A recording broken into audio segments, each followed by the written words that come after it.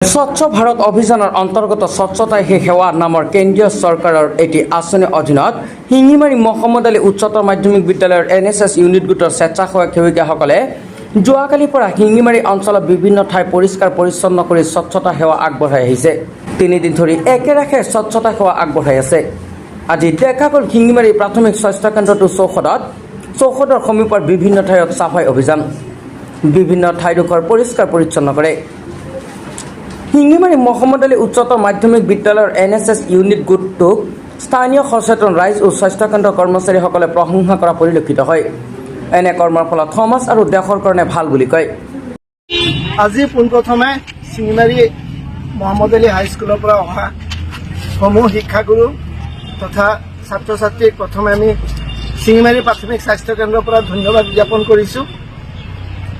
আজি তেখেতলোকে NSS যিটো নেশ্যনেল ছ'চিয়েল ছাৰ্ভিচ বা নেশ্যনেল ছাৰ্ভিচ স্কিম বুলি কোৱা হয়, এইটো এটা ভাৰত চৰকাৰৰ অধীনত শিক্ষা বিভাগৰ লগত সংগতি ৰাখি এটা স্কিম চলি আছে, যিটোৰ দ্বাৰা একচুৱেলি আমাৰ যিটো যুৱ সমাজ আছে, যুৱ সমাজক কেনেকৈ সমাজৰ বিভিন্ন কামত, ধৰক পৰিৱেশেই হওক, স্বাস্থ্যই হওক, শিক্ষাই হওক, সেইবিলাক কামৰ লগত জড়িত কৰি সমাজ এখনক কেনেকৈ ডেভেলপ কৰিব পাৰি, কেনেকৈ সমাজ এখনক ওপৰত উঠাব পাৰি, তাৰ ওপৰত বেছ কৰিয়ে আজি এই প্ৰগ্ৰেমটো চলাই থকা হৈছে।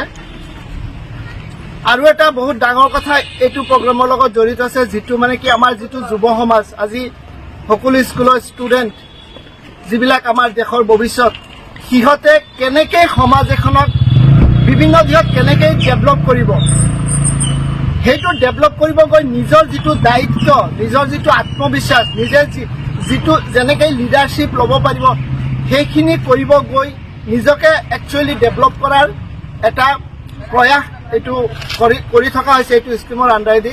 গতিকে আমি শিঙিমাৰী PHC ফালৰ পৰা, প্ৰাথমিক স্বাস্থ্য কেন্দ্ৰৰ ফালৰ পৰা আজি আমি বহুত ধন্যবাদ জ্ঞাপন কৰিছোঁ তেখেতসকলক, যে আমাৰ এই ইনষ্টিটিউটটো তেখেতে বাছনি কৰি আজি এই প্ৰায় 2 ঘণ্টা ধৰি আমাৰ যিমান মানে লেতেৰা আছিল বা যিমান চাফা কৰিব লাগিছিল, বহুতখিনি চাফা কৰিছে আৰু বহুতখিনি সহায়টো আমাক কৰি দিছে। এনেকৈ যদি আমি চবেই কৰোঁ, আমাৰ এখন সমাজ নিশ্চয় ডেভেলপ হ'ব, আমাৰ যুৱ সমাজ নিশ্চয় উপকৃত হ'ব। গতিকে শেষত মই সকলো ষ্টুডেণ্টৰ উজ্জ্বল ভৱিষ্যত কামনা কৰি আৰু আমাৰ মৰমৰ জুবিনদাৰ